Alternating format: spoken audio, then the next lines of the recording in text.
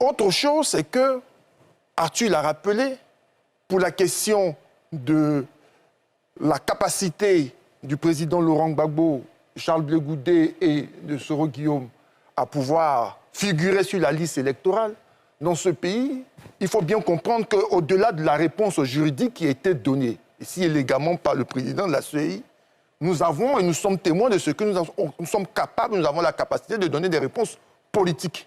Et des réponses politiques ont aidé certaines personnes, certaines personnalités à pouvoir continuer leur marche. Je crois que pour la paix, je crois que pour la réconciliation, tout en observant de marcher pas après pas, il va falloir à un moment donné se créer ce fameux cadre-là pour qu'une réponse politique soit donnée. Ce n'est pas pour dire que je crains quelque chose, mais c'est pour pouvoir consolider et rassurer tout le monde. La Côte d'Ivoire en a besoin.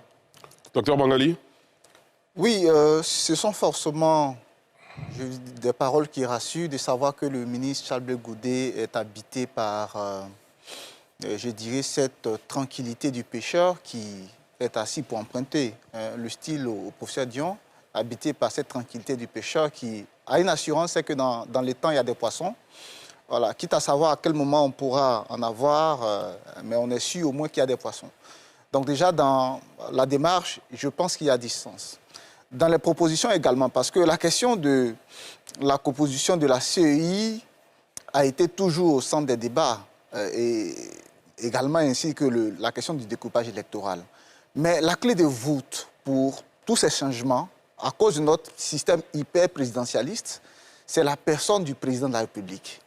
Et le président de la République est à la fois dans le rôle du chef d'un camp politique qui, certainement, se retrouve tiraillé entre son rôle d'homme d'État, qui lui dicte de faire des choix qui vont dans le sens de l'intérêt politique, de l'intérêt collectif, et en même temps, il se retrouve dans le rôle du chef d'un camp qui est aussi amené à faire des choix, à prendre des décisions pour faire en sorte que les arcanes du pouvoir demeurent dans sa lignée politique.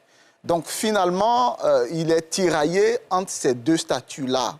La question, c'est de savoir comment est-ce que les acteurs qui arrivent sur un espace politique duquel j'avais été absent pendant pratiquement un peu plus de 10 ans, comment ces acteurs-là arrivent à eux-mêmes à se créer une place et à porter une voix qui s'impose sur la scène politique ivoirienne. Alors je pense qu'il y a plusieurs approches. Il y a son approche à lui, c'est-à-dire celle de la patience, et puis de